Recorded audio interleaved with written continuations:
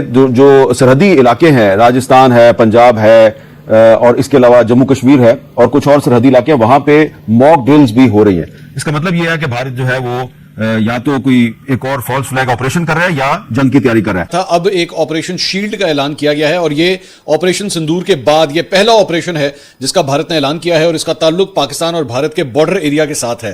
بھارت کیا کرنے جا رہا ہے؟ بھارت میں باضابطہ طور پر آفیشلی آپریشن شیلڈ کا اعلان ہو چکا ہے۔ بھارتی پنجاب، گجرات اور راجستھان میں ہنگامی حالات ہیں اور پچھلے کچھ دنوں سے بھارت بنیاد بنا رہا تھا، بیس بنا رہا تھا۔ اب باضابطہ طور پر جنگی مشقوں کے اعلان سے بہت کچھ واضح ہو گیا ہے۔ Operation shield, what message India wants to give to Pakistan? اور یہ موک ڈرلز ہو کہاں رہی ہیں جو 4 اسٹیٹس ہیں آن دا پاکستانی بارڈر۔ کیا مودی صاحب دوبارہ پاکستان پہ حملے کی تیاری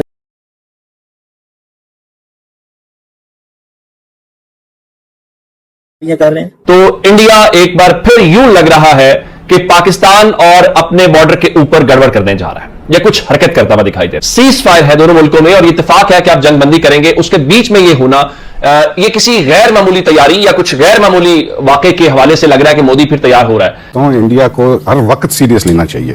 یہ اپنا ان پہ کوئی بھروسہ نہیں ہے، پہلے بھی نہیں تھا، آج بھی نہیں اور ابھی بھی نہیں کرنا چاہیے۔ ان کا کچھ پتہ نہیں ہے یہ کس لمحے کچھ بھی کر جائیں، اس لیے ہر وقت تیار رہنے کی ضرورت ہے۔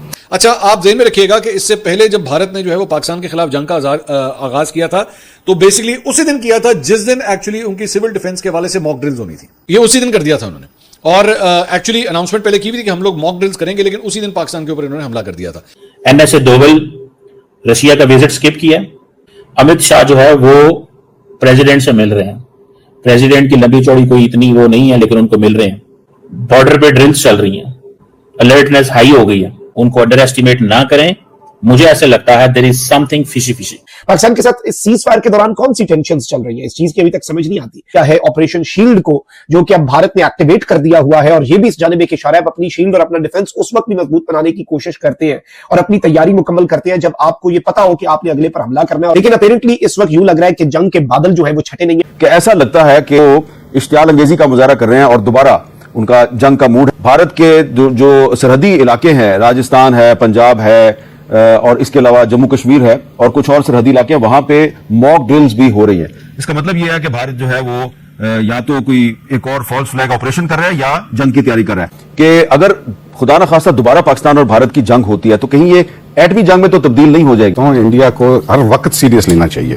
یہ اپنا ان پہ کوئی بھروسہ نہیں ہے، پہلے بھی نہیں تھا، آج بھی نہیں اور ابھی بھی نہیں کرنا چاہیے۔ ان کا کچھ پتہ نہیں ہے یہ کس لمحے کچھ بھی کر جائیں۔ اور مجھے تو یہ لگتا ہے کہ جیسے کہ یہ اب مودی کے دن اب گنے جا چکے ہوئے ہیں۔ اچھا، اور اس لیے میں یہ بات کرنا چاہ رہا ہوں، بڑے وثوق سے کرنا چاہ رہا ہوں کہ جو کچھ ہوا 6-7 کو، جو کچھ ہوا ان کے ساتھ اپنا 10-11 کو، یہ ان کو اندازہ ہونا چاہیے تھا کہ یہی ان کے ساتھ ہوگا۔ DGISPR ہمارے بار بار ان کو کہتے رہے کہ ہمارا جو جواب ہوگا بڑا بروٹل ہوگا اور ہم یہ کریں گے، لیکن میں جنرل سنگھ سے بالکل اتفاق کرتا ہوں کہ ان کے اوپر آپ کسی وقت بھی بھروسہ نہیں کر سکتے، اس لیے ہر وقت تیار رہنے کی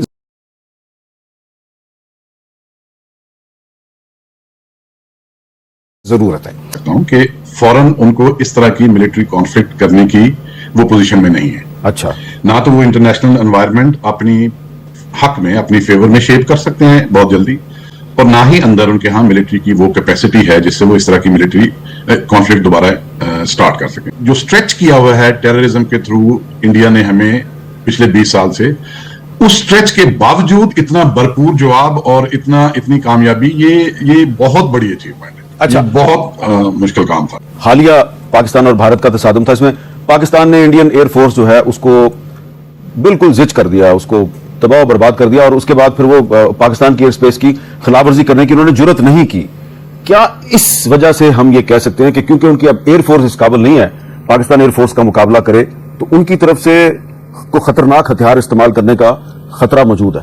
دہلی کی آبادی کوئی 3.5 کروڑ ہے، اس کے اوپر اگر یہ نیوکلیئر اٹیک ہو جاتا ہے تو 40% یعنی کہ 14 ملین 1,40,00,000 اموات ہونے کا خدشہ ہے۔